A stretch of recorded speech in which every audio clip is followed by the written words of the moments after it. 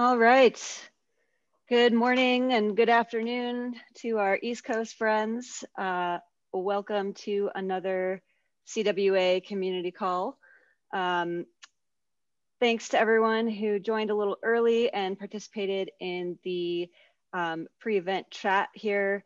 Had some great answers about how folks are thinking about the primary purpose of their gym's retail programs.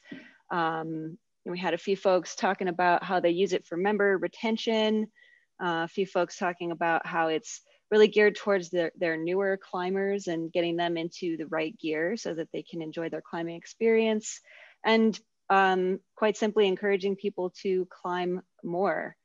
Curious to hear from panelists, maybe Mike, about how you think about this question at the LCAP gyms. No, I think people put a lot of the words that I would say to this response in the chat there, but ultimately we're here to help people enjoy climbing, and I think that's ultimately the message that we try to teach our team members and inform our members of, is that really we are here to grow climbing as a sport, but you do that through the enjoyment of climbing. And if you have the wrong gear, the wrong equipment, if you aren't happy with the purchase, that doesn't help your climbing experience. And so ultimately what we're trying to do is just make sure that in all interactions with our members, with our customers, that we're helping them enjoy the climbing experience and helping set them up for hitting their goals and their dreams as well within the climbing world. Yes, love that. Thanks, Mike. Well, welcome again, as I said, everyone, to today's community call. This is a special edition of our community calls. We have an awesome panel of speakers who are going to be discussing retail in climbing gyms today. My name is Laura Allured. I'm the Marketing and Communications Manager at the CWA. And we've also got the CWA's marketing coordinator, Jake Bick, here with us today to help with the chat and Q&A. So if you do have questions, always feel free to throw those in the chat. And speaking of which, just a few things I want to point out to help you get the most out of today's call. The chat should be in the bottom of your screen. You can open that up and provide instant feedback about the discussion, ask questions. Jake will be monitoring that and using that to gather and collect questions for the Q&A portion of the event. This meeting is a little bit different from our past community calls in that it is a meeting and not a webinar. So in order to have the best experience with viewing, we definitely recommend using the speaker view, so that you can get a nice view of our beautiful speakers and panelists as they're having the discussion. And then your audio and video controls, you will be able to unmute and turn on video during the call. We encourage that during the Q&A portion so that you can participate in the conversation. So the purpose of today's call, as I said, it's all about retail. So we're going to be talking about what advantages climbing gyms have in the retail landscape when you look at kind of the entire outdoor retail landscape. We'll also be talking about considerations for folks who might be in the early stages of launching a retail program, things to keep in mind to set yourself up for success there. We'll also be going through some best practices, tips and tricks for running that retail program. Once you get it off the ground, what does it actually look like to operate a retail program in your gym? As well as some potential pitfalls and mistakes that our experienced panelists have seen, and some things to avoid as you run your retail program. Speaking of our panelists, we have 5 awesome panelists with kind of a variety of different backgrounds and experiences to bring those perspectives to the conversation. We have Jake Crine, who is the owner of the Übergrippen indoor climbing crag here in Colorado. in Denver, Colorado. We have Todd McCormick, who is the owner of Keystone Climbing Consultants and works with lots of climbing gyms all over the US. We've got Kevin McNally, who is the Director of Sales Operations at Black Diamond. We have Brett Merlin, who is a sales rep, kind of boots on the ground for camp. And then finally, we have Mike Sobol, who is the Director of Retail at El Cap, which is Earth Treks, Planet Granite, and the Movement Gyms. Awesome. So I'm going to stop sharing my screen now so we can all see each other. And let's go ahead and kick this conversation off. So the first question that I have for the panel is looking at climbing gyms and kind of the larger outdoor retail landscape. Why are climbing gyms uniquely poised to offer retail items? And we'll throw this one to Todd first. Hey, good morning, and thanks for joining everyone. And I like this question, and I think the reason that gyms have a unique platform for retail is threefold. And first is, unless you live in a place like Boulder and you've got Neptune Mountaineering in your backyard, I think that gyms probably have an opportunity to offer their customers a deeper selection of climbing equipment than your typical outdoor retail store that might be down the street, even if it's like an REI. Like I know some REIs keep pretty limited retail selections, and at a gym, you have an opportunity to really show your customers more than just, you know, some entry-level shoes or just one set of cams or whatever. Two, I think you have a really captive audience. You've got probably hundreds of people walking through your doors every single day that are there to rock climb. So why not take advantage of that captive audience and try to show them some things that they might be interested in purchasing. I've been writing some articles for CWA, and in one that was released recently, I had a line in there about buying popcorn from a movie theater. And my point was like, you know, I don't eat popcorn every single night of the week, but when I go to a movie, I am probably likely to eat popcorn. And that's sort of similar here for like retail and climbing gyms. I think that, you know, like when you walk into a gym, you're there to climb, and yeah, maybe I'll pick up a new chalk bag because I don't have one yet, and I'll buy a brick of chalk to throw in it. Why not? I'm tired of using the rental bags, and maybe, you know, a lot of gyms now aren't using rental bags because that's gross and COVID. And then the third thing is, I think that gyms have a unique opportunity to fit their retail program to the rest of their gym. Like one of the gyms that I work with runs a guiding program through the summer. And I can tell you for certain that things like cordelette sold by the foot, sales of that skyrocket through the summer. And to me, it's no mystery. It's because people are going on the guiding trips and they're learning how to use a cordelette. And then they come back into the gym and they see 7 mil cord hanging on the wall. And they're like, oh, sweet, I'll pick up 20 feet of that and build myself a cordelette. So those are just a few of my thoughts on why I think gyms have a unique landscape for retail. Awesome. Thanks, Todd. Anyone else from the panel want to jump in with additional thoughts on that? Okay, great. Well, awesome points there. Moving on to the next question. This one is for Jake. So, you know, we kind of have an understanding that gyms have some unique opportunities to sell climbing products to a captive audience that, you know, can really use these products in their climbing pursuits at the climbing gym. So if you think about starting a new retail program, what does it take? What do you have to think about? And we'll throw this one to Jake. Okay, I'm gonna do a screen share as I do this, so you don't have to look at me. Make sure to see if this comes up. I think it kind of depends on where you're at in your business. Are you starting a new facility from scratch, or you have an existing space to work with? When we opened Übergrippen, we were starting from scratch. We designed in the thought of retail into it. So the first thing that you need is a well-designed space to display your products.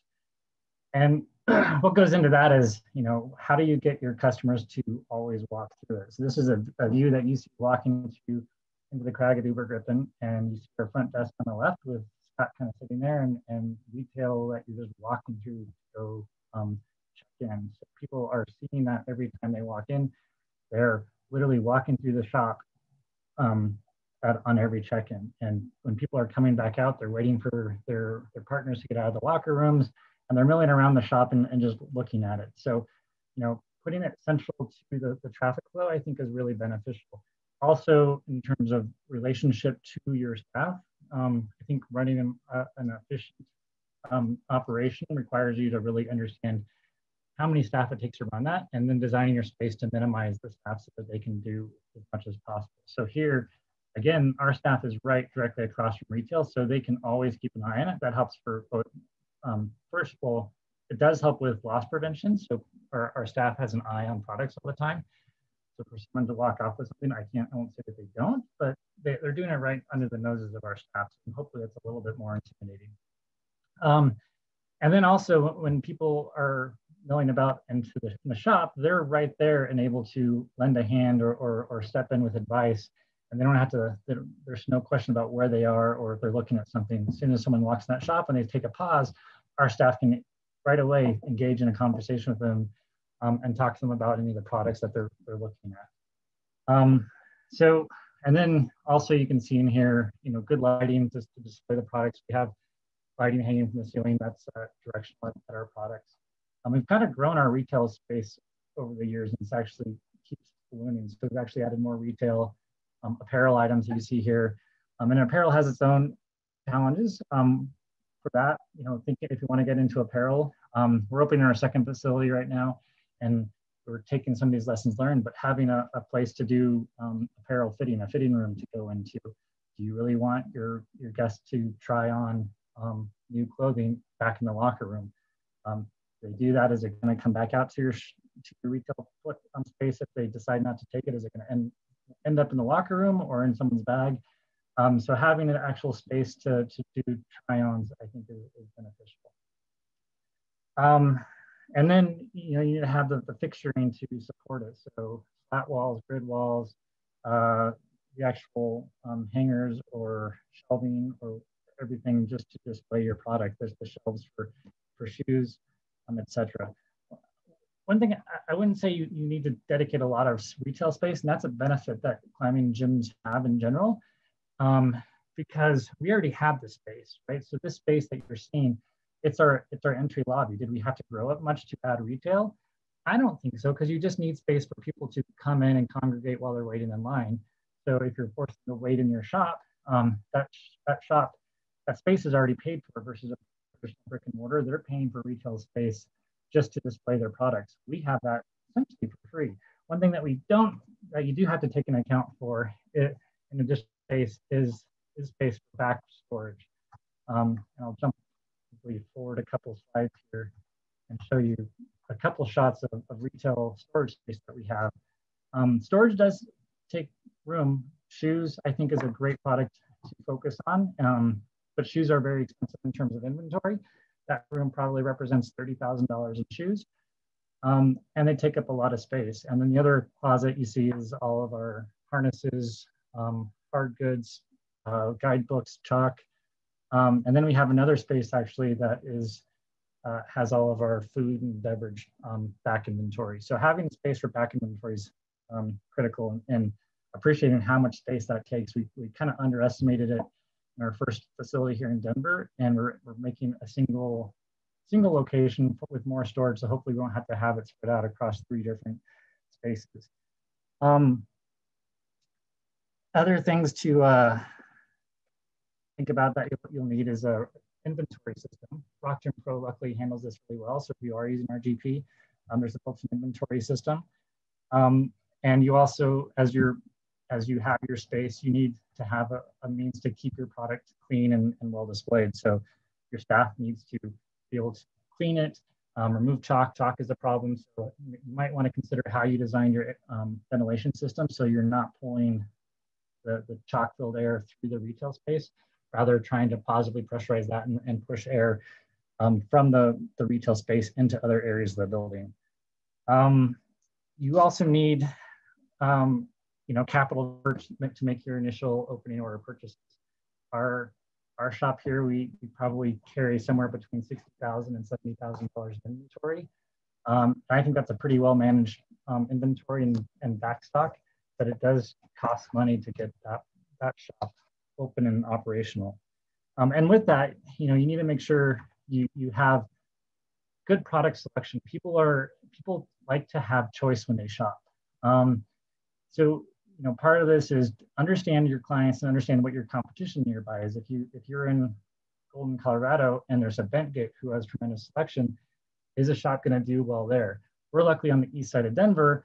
Our nearest shop is still 25 or 30 minutes away. So we're kind of in an island in Denver that our members have to go out of their way to go to.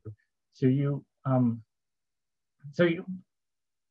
have to, I guess, understand that what makes people want to shop here versus some nearby competition. And what's going to differentiate you is that you offer deeper, more or product selection so that they feel that they can have a choice in their shop. So you're looking at, our wall of shoes. We have about 30 different models of shoes, 10 or 15 models of harnesses, lots of ropes. Chalk bags are a wonderful thing to sell. They display well. They look great. A couple other here. A great selection just so people can see it. One thing I think is a mistake for people to do is to put their retail products behind the desk, behind glass where people can't feel it. You ever go shopping? I like to pick up something and feel it. And if you had to go up to your staff or your guests have to go to your staff to ask to pull a carabiner out of the cabinet behind them, I think they're less likely to engage in that process versus if they can just kind of wander through and pick through stuff. You do have a risk of goods walking out, but overall, our members are really strong supporters of our business, and I don't think they're out to do damage to your business in terms of stealing from you. So I won't say we don't have minimal. We don't have any security systems on our retail stuff, and we don't see much product disappear. Other things it takes, you need to make contact with your dealers and reps to get accounts open and find sources for all the brands that you want to carry. As you get started, you're going to want to create that opening order and do it with the eye of creating product selection and understanding what it is your members and guests are going to want. Are you a new facility? You're going to largely be trying to attract new members. You probably don't need to have a large number of high-end bouldering shoes. You want to really start with the core entry-level and mid-level shoes, which is probably even in the long term where you'll find most of your product sales. And then so once you understand like what you want to bring in, you'll create those opening orders and get your products set up to be delivered. And then I think it takes a little bit of constant maintenance to manage your retail shop. I don't think you need a buyer or a retail manager to run a shop. I do this all on my own. So again, the overhead to me is zero cost in terms of labor. Our staff is already sitting there. We're not paying sales staff. They are our front desk staff. And then the management of it, the ordering and the pre-seasons is all done by me, which over time, it doesn't take a lot of time to do. And it keeps the margins on your retail shop as high as possible. But you will see it does take, you have to keep an eye on what's selling and not, and then kind of evolve your product selection over time as your members grow, as their needs change, as they go from first-time entry-level climbers, looking at terrain spaces to, eventually looking for a higher end pair of solutions that they want to get into. I think you'll see the products that are being purchased evolve as your members mature with the sport. Yeah, thanks, Jake. There's a lot of important points that you've made there.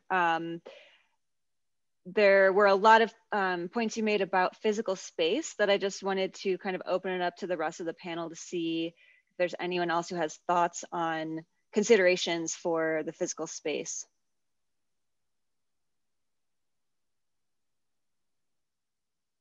I guess my only other addition would be re-merchandising seasonally. You know, especially if you're, you know, seeing a lot of the same members or guests coming in. You know, if something catches their eye that's a little bit different that time around, that could inspire that purchase. So yeah, even if you have a retail shop, changing up fixturing or re-merchandising product locations can be pretty helpful. And Jake, you touched a little bit on building vendor relationships. Kevin, could you comment on that as well? Sure. Yeah, in terms of getting started with the brand, it's you know, there's a few steps there. In a lot of cases, you can reach out directly to vendors via their website, either in a contact us, or in our case, you know, you can call Black Diamond and you'll get our dealer service team on the phone pretty much instantly. And so from that point, you know, we would get you connected with a sales rep for your area.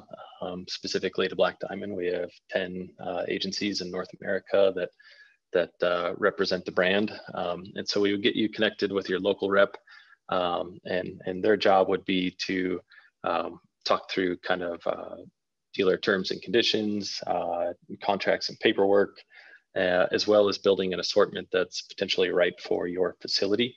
The nice thing about talking with a local rep is that they also will have kind of an idea or a background of other retailers in your area, and can really help you, you know, select an assortment that matches your client base. In terms of, and I think I saw some questions in the chat regarding inventory. My feedback there would be for the first few seasons to be relatively what we would consider an ASAP order, so ASAP dependent, until you can kind of really find out what your clients, your guests, your customers want in the shop. And then in future seasons, you know, we would look to build pre-season orders, and what that does is it in a lot of cases will give you extended discounting off of wholesale. So you do get higher margin on your retail sales, and it allows you to sort of plan for your business a little bit more. So yeah, those are kind of the basic steps though. You know, contact the vendor, get in touch with a local sales rep, work with them to get your account set up, and build an assortment that works for your members. And I'm looking at the chat and some questions that I see coming across here that I can maybe answer regarding inventory and back inventory. You know, I like to run our shop, I think, very lean. We have products, over time, you'll see what products sell well and what products don't. So some of those products you see, like on carabiners, we go 5 deep, which is how many we can rack on a single display hook. And we won't carry any back inventory because we know it doesn't sell that fast. But again, you want to have selection. Other things you'll see move a lot. We have some carabiners that we know will sell 30 of every quarter. So we carry, you know, about 30 carabiners of that model.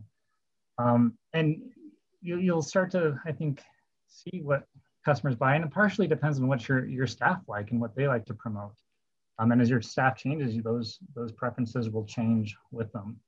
But you definitely don't want to overstock on stuff because inventory is expensive. Yeah, but I think if you have a broad selection, even if you go out of stock of one specific carabiner, you can make that really unknown to the customer by just shifting product displays around and having something of equivalent offering that they have. Like, and shoes is a great one. We have a ton of shoes, but we're 1 deep in all of the sizes we run on every model. And there's times when the customer wants a specific shoe in a specific size, and at that point we will initiate a reorder for that brand. But we generally, you know, I try and target doing reorders probably every quarter now, and I'll bring that forward if we have a specific hole or need that a customer is looking to fill. But usually, you know, I have 4 entry-level shoes, and if one size is out, I can usually find another shoe that fits them pretty well and get that filled in. Other shoes that are slower moving, it's not super likely that I'm going to have this, you know, someone looking for a 41.5 solution in the same period of time that someone else bought it out. Yeah, I guess I just One other just kind of comment from my side is more so on the, I guess, the vendor relationship side. So, you know, there's vendor setup, but then vendor relationship in my mind is more of, you know, working with that sales rep to make sure they're coming in to do clinics, educating the staff, which means, you know, gives them peace of mind that there's people on the sales floor that are behind their brand, which in turn will help a brand support your location when it comes time for, you know, the 200 or 300 comp, you know, donation requests that they get every year. So if they know that, you know, if they know that their retailer is behind the brand, that makes that a little bit easier to say yes.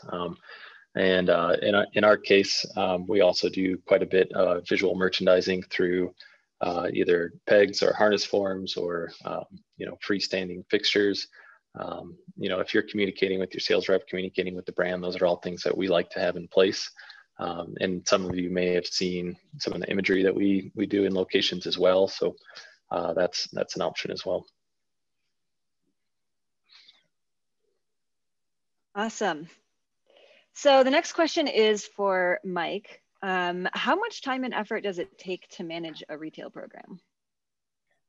It's quite the question, because it's not a simple answer by any means. I think Jake did a great job of laying out what it takes to even get a retail shop in a gym. And obviously, as he said, he's doing it by himself.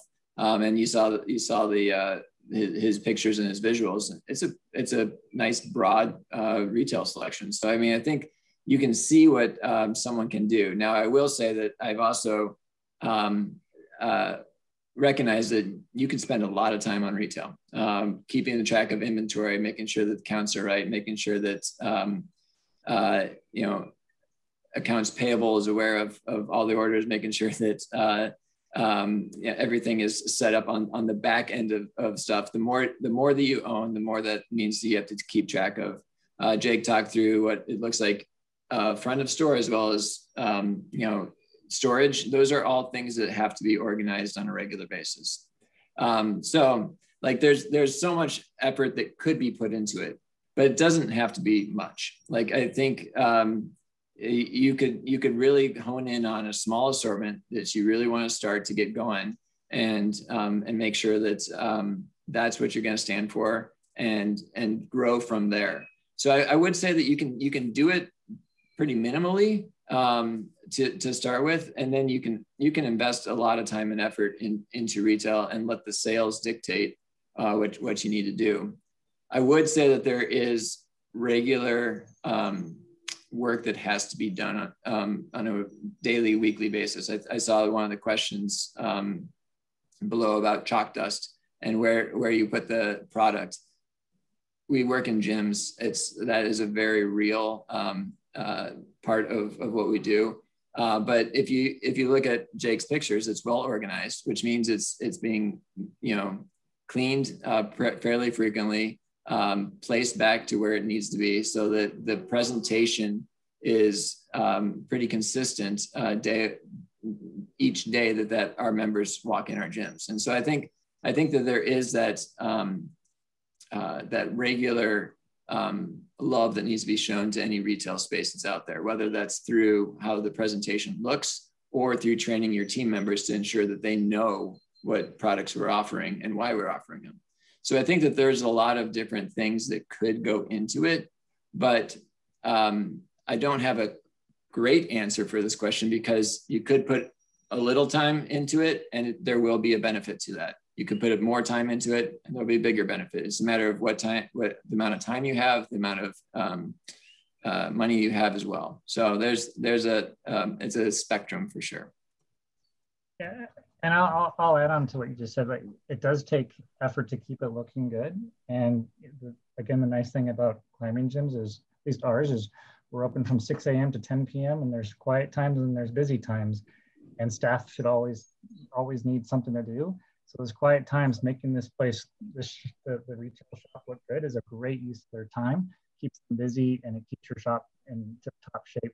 I took these photos like 5 minutes before the conversation, so I was pretty happy to walk out there and see it looking as well as it did. And these were just my amateur quick cell phone photos I took, so that by no means really highlight the space in its best form, but this is what you walk into most days. And it looks like this because we have a staff member who's a full-time staff member whose job is to make sure that this looks the best. So when he's working the desk and he has some quiet times, he always is over there making it organized and cleaning product and making sure the chalk's not lingering. Someone asked about having a glass case. Again, I think having that product so people can touch it and feel it is super important. The lower the barrier to entry to feel something and touch something, the more likely you're going to be to make a sale. Absolutely. And Jake, I know you touched on this earlier around, you don't feel that having a dedicated retail manager or buyer is appropriate for your circumstances. I'm curious to kind of hear from Mike maybe about, like, at what point would you consider having a dedicated retail manager or buyer? Well, I would say that it's again dictated by the size of the business. So right now we have 16 gyms that we're ordering product into on a regular basis, and so we have that takes a lot of work just to create those orders for all the vendors. And I think once you start seeing that time start to tick up in terms of being able to how much time you're spending, you go, wait a minute, I could probably have someone work on this full time and be able to see the benefit there. So I kind of agree with Jake. If you don't need one, don't bring one in. But once you start seeing the amount of time that you're putting into it, hopefully the time you're putting into it is also bringing back sales to the gym as well. But once you start seeing that going up, then it might be time to bring in a retail buyer. I think 16 gyms is a huge, that's a huge footprint, and certainly, in my opinion, justifies someone working full time on that. For a 1 or 2 location business, which is what we are, it's not that onerous. And you look at, if you're going to bring in someone full time as a dedicated retail buyer manager, you're looking at probably total cost is it probably at least $60,000 a year. That will probably eat up all of your margins and leave you nothing left. So why would you bother doing that? You have to be smart about your decision and figure out what's the cost of that labor versus the margin I see on it. For me, I'm the owner here, so this is my time's free at some level, and I've gotten very efficient at it. So, but I'm not managing 16 places. Right. I'll jump in too and just say that that's kind of like that was why I had the idea to start doing consulting, was because I agree with what you're saying. Like, you don't need a full-time person. And, I sort of saw the need and thought like this was how I could help gyms, just by being, someone that you don't pay full-time to help you manage your retail shop. Yeah, absolutely. Awesome. So next question is for Mike. How should you determine the right product mix for your gym? It's an evolving process. I'll say that right from the beginning. There's no magic pill for this, but I'd start with who your members are. What are they looking for? I've seen in the comments that there's a lot of gyms that have primarily new climbers. There's also gyms that attract very experienced climbers. And I think that there was someone also that mentioned that they are in the in-between stage where they used to be new and now they're becoming experienced. So I think that that's where you look at what the members are looking for. My big caveat on that is you can't have every member that comes and says, hey, I'd love to have this. You can't just bring that in.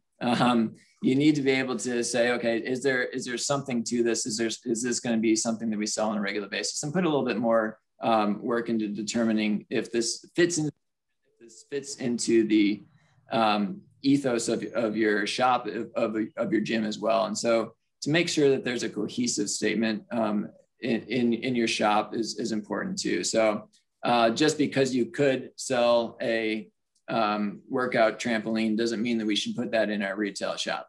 But I think if someone says, hey, I've been really stoked about these shoes, I'd love for you to carry them. And you get that feedback from several different people, and you're hearing from different areas. Listen to that.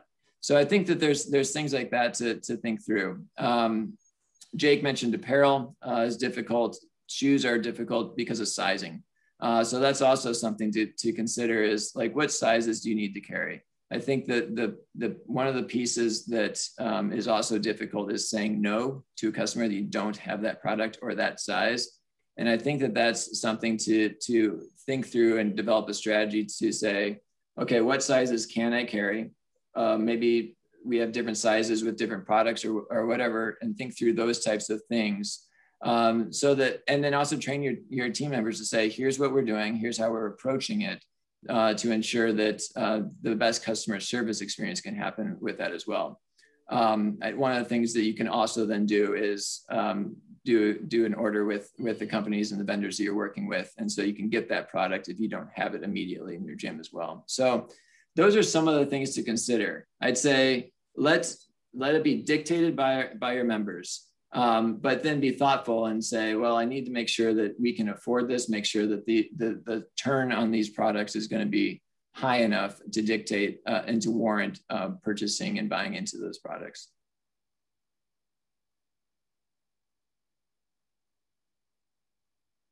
All right, thanks, Mike. So speaking of customer service, I know we got some questions in the chat about this one. It's a really great topic. How do you approach customers in your retail shop, and how can you turn staff people into salespeople? And we'll send this one over to Brett. Awesome. Thanks so much, Laura. Really appreciate it. And thanks so much, everyone, for having me. So your staff is your most valuable asset. I'm sure you all know that. And in climbing gyms, you have an amazing rapport, typically with your members. Especially like your front desk staff. They know your members, who they are, what they're climbing, what their goals are, where they're going. Your staff is also kind of your best person on the ground. And as climbers, we all learn by doing, right? Like, we need to touch and feel how gates on carabiners flick. We need to touch and feel, see if we like a certain kind of chalk and kind of go from there. So really utilizing your staff and turning them into sales associates and making every single person on staff, capable of doing sales, I think is really, really critical. And also integrating your retail program into your programming in the gym. One of the best examples I saw of this was at a gym in California, where literally during their climbing 101 class of people who've never climbed before, at the very end, the instructor would walk them through the retail space and be like, here's a great entry-level harness. Here's a great entry-level shoe to get started. These are the bare minimum things that you need to get going. That's very much doing a service. And, throughout that program, that instructor was building rapport, building trust, with that member or guest, and getting them going. These members and these guests, they want to, I think they look up to a lot of staff as folks that they trust, that, they see them climbing all the time. They're, I think Todd mentioned before, like, the people at the movie theater know their popcorn. So I think it makes sense to listen to staff who are living, breathing climbing every single day. Other interesting ideas that I've seen with a lot of my dealers be hugely successful is actually having really good rental or demo harnesses to use. And investing in that, and then also having those same harnesses for sale in your retail store. This can be something that kind of goes a long way. So you're not really renting harnesses, you're demoing harnesses that can be sold later, is another kind of turnkey thing to do there. And then as far as training your staffs go, I would honestly challenge your reps to win the hearts and minds of your staff. Challenge them to come in and to really pitch your staff as to why they think it's best. And to be totally honest, when I was working in climbing gyms for 6 years in Boulder, I was a gearhead. Your staff, you probably have a half dozen people that are just absolute gearheads and into it. Tapping them and understanding, what do they see going on in the industry? What do they see as trends? What do they want to sell? What are they excited about selling? They kind of understand that. And as well, just in general, teaching staff how to listen to members and listening for sales opportunities and how to best target the right product for the right person goes a really long way. And I think another way to kind of integrate staff into the entire sales cycle is to have staff do gear reviews on various products that you want to push in the moment. These are great little touch points you can have with your members, either through a newsletter, maybe through video, something like that. When you get something new in, ask a lot of your reps and your dealers, see if you can get a sample of that new climbing rope or that new climbing harness for someone to do gear reviews with that work really well. But at the end of the day, everyone that works in that building just so happens to be a sales associate as well. Every person that works in that building, has a different rapport with each different member, and they know these people. A brick and mortar, just straight up retail store would absolutely love to have that kind of everyday rapport that you all get every single day with your folks. So utilize your best resource, which is your staff. And get your reps in to train them, and literally that's their job. So make them go to work. A couple other. You should come train my staff. Yeah. It's been a while. I just got my second shot, so I'm good now. I was gonna say I'm gonna share my screen again really quick. I think in getting your staff to become salespeople, this is something I picked up from someone else along the way, is just teaching your staff to have a conversation. Start a friendly conversation with people. It doesn't have to be, you don't have to be salespeople. They just need to engage them and get them excited and start talking about products. And soon enough, they'll understand that you're not trying to push anything. You're just there to let them know that you're here to answer questions. I always say, this picture here of our shoe wall, once someone sits their butt in that chair, I've sold a pair of shoes. Guarantee it. Like, the number of times that someone's left after they sat in that chair without buying a pair of shoes is probably countable on two hands in 4 years. And you do that because of the relationship and the unique aspect that we have, because, we have people that are taking care of them and giving them customer service and are stoked to talk to them about it and give them time. You can't sell shoes online. Your online retailers can't compete with you on selling climbing shoes because the fit of those shoes is so difficult. Like, you need to try on shoes because the sizing is different from shoe to shoe, from brand to brand. So until you put your foot into a shoe, you don't know how it's going to feel and fit. So that's an advantage. And if you take the time to find someone a good pair of fitting shoes, I guarantee they're walking out with that pair of shoes. And it doesn't matter the price point at that point, because they understood that they found a pair that really makes them happy.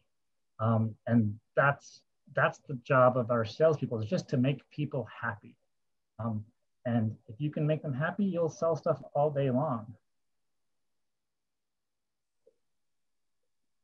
One other little thing I wanted to kind of add in here as well, looking at some of Jake's photos of his retail space, I think there might be some kind of smaller gym owners that are like, wow, that looks like a lot of money, invested in gear. And I also want to kind of mention that just because everything you see is out there, don't also, discount the amount of turn that's happening in certain categories. Like, there's a reason that Jake has his chalk bags up front and center. I bet Jake turns a ton of bags. Chalk. Those are the kind of things that turn all the time, So having some of those bare minimums is going to pay for my kids to go to college. Yeah, totally. It's insane. Is it the most huge flagship category, than shoes or ropes? No, but you start looking at the metrics behind chalk bags and chalk, and you begin to really think like, wow, this is a category that needs, to be up front and center. So it's 15% of our retail sales is chalk bags and chalk. Yeah. For stuff that you're selling for $3 to $30, that little camp block of chalk that I'm not going to tell you how much we sell it for because it's probably not right, but we buy it for 70 cents and I think it's going for $3. we're not making we're making good margins, but it's just volume. That stuff sells all day long. Exactly. So yeah, think about those seemingly small categories where you start running the analytics and the numbers behind them. And it's really important. And tracking your inventory, I think, is really critical to understand what's moving. Because if you're just looking at it, without tracking it, you won't really understand the major dollar contribution that this incremental category just continues to add. So having systems behind that's important. Understanding kind of your max and your mins, minimum quantities in terms of like, how many customers do I want to serve at one time? And, your maxes in terms of inventory quantity and, what's too much, and understand the balance between there. You're probably going to be carrying a lot of chalk, but maybe like Jake, you're only carrying, one pair of shoes in each size. It kind of depends. So thanks. Thanks, Brett. I had Go one ahead, last Kevin. quick comment if we have the time. Another cool thing that I've heard of some gyms doing is actually partnering with local guides. So one of the most powerful things, a sales associate can say is, I use this when I did this or X or whatever.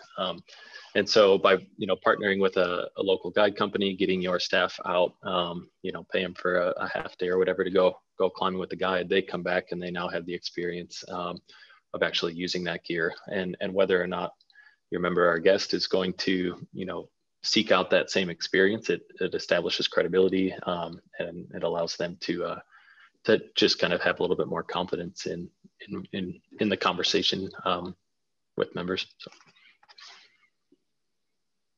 Yeah, that's a great point. Okay, so this is our last question before we open it up to Q&A, and it's a doozy. But this one goes to Todd. If you have an underperforming retail program, how can it be saved? I like that we're ending on this question because I feel like part of the answer to it ties back into the very first question that Mike answered, which is, what's the purpose of your retail shop? And then from that, I think that you need to draw some metrics. You need to know, how are you defining success for my retail shop? And you can't do that without having some metrics that you're tracking. And the metrics that you track depends on what's the purpose of your retail shop. Yeah, like if your metrics are just like, is the shop adding dollars to the bottom line? Are we just making a profit off of our shop? Then I do think that there's definitely some things that you can do if your shop is underperforming. And some of this has already been touched on, but for example, I think that you need to keep your shop looking fresh. If you keep stocking the same things over and over and over in your shop, then your customers are going to get used to seeing that. And it's going to be a really easy thing for them to just walk by on their way into the gym. So I think, like Kevin was talking earlier about, like, changing up the merchandising every quarter, and that maybe you're not even changing your product selection, you're just changing what it looks like. And then when your customers walk in, they see something different and it catches their eye, and it kind of reminds them and maybe draws them back into your retail shop. So yeah, I think change your product selection, stay on top of, I like to go to like the CWA conference, or like OR is coming up here in August. I like to go to those things and learn what are the new products that are coming out, to try and stay on top of the industry trends. And then, I can bring in the products that I think are gonna be smash hits in 2022. And that also kind of shows your customers that you're keeping up with the industry trends.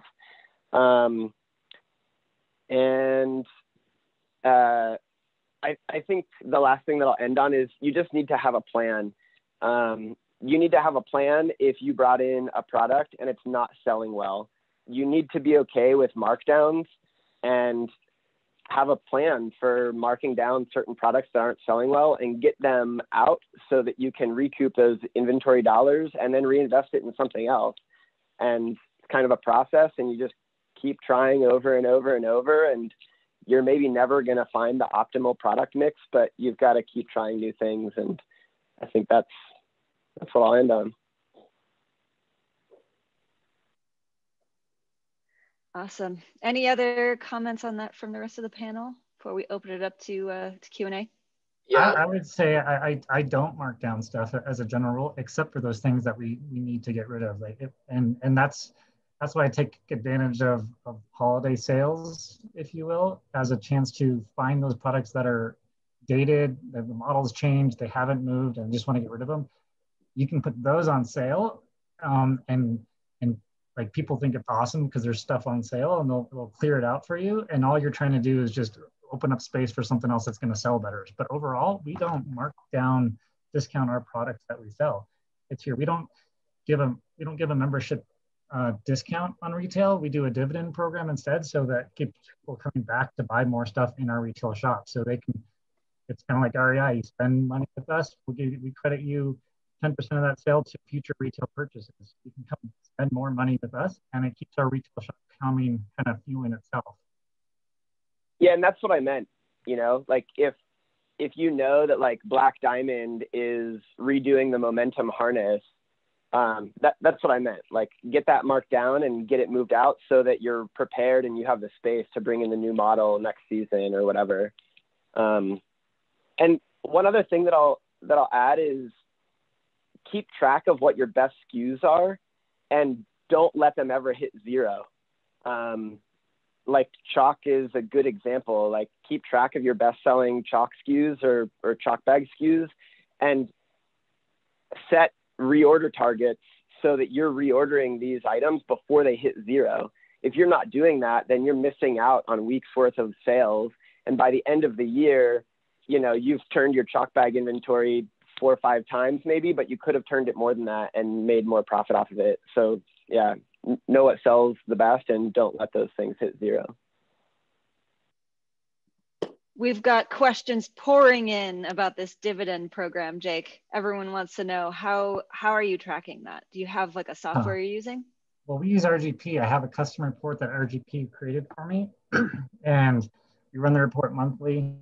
It spits out by membership number, the amount of retail product sales that they've had in the last month, and were not discounted. We do discounts on like clearance items. So if we do 20% off a harness because we're trying to get rid of it, they don't get another 10% dividend. So it's automatically competing just full retail price items. We take that number, that value, and we apply it to a RGP gift card that uses their membership scan card number. So you take their, for us, it's a 6-digit number that's on their check-in card. That is also a gift card in RGP, and we add the value of their dividend to it. So when they come in, they want to buy a shop, we just scan their card and credit and take that dividend off their card.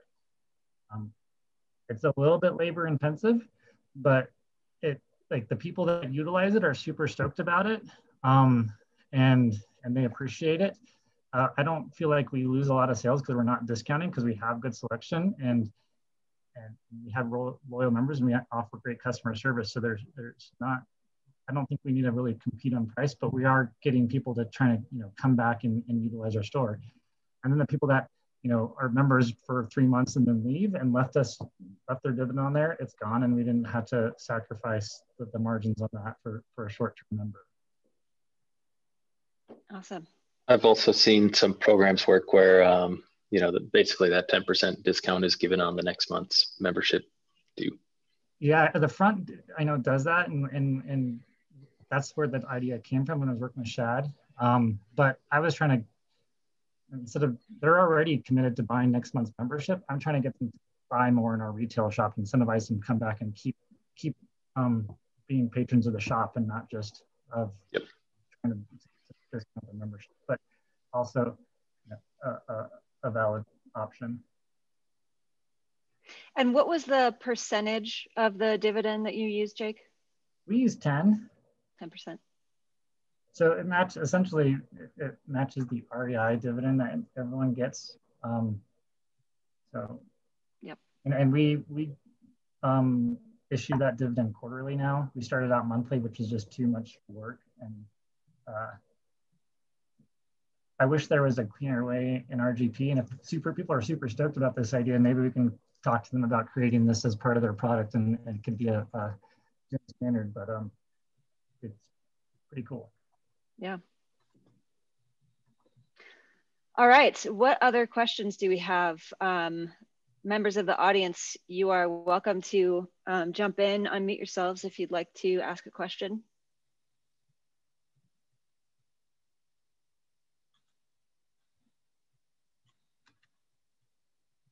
Or Jake Bick, if you've been kind of monitoring the chat, if there's any questions that came up in there that you think we should address.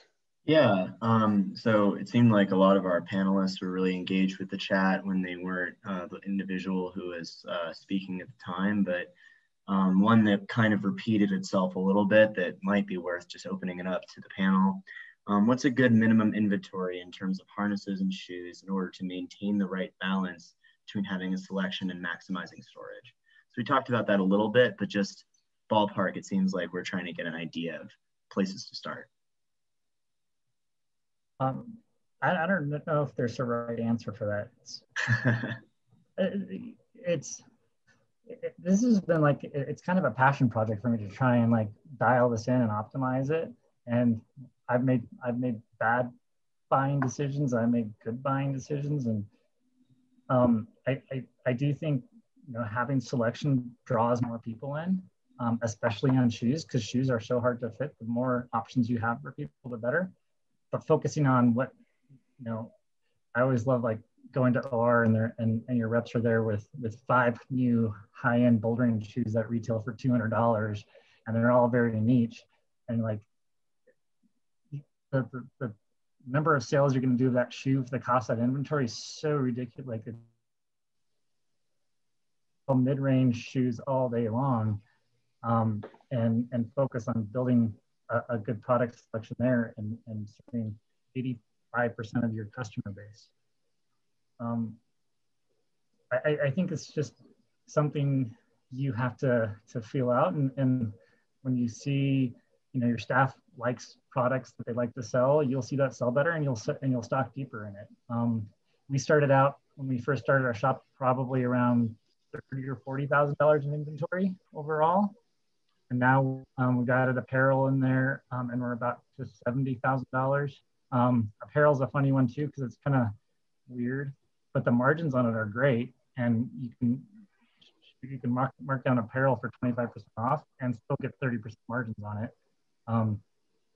And generally, if you mark it down, anything down 25%, it will probably sell. And worst case is if you mark it down 50% because you just can't get rid of it, you're still going to get your cost back. Yeah. Thanks for that, Jake. This is an interesting question in the chat. Might be for Todd, but obviously anybody. It was just off of something that I noticed Todd said. How do you know if your shop is underperforming?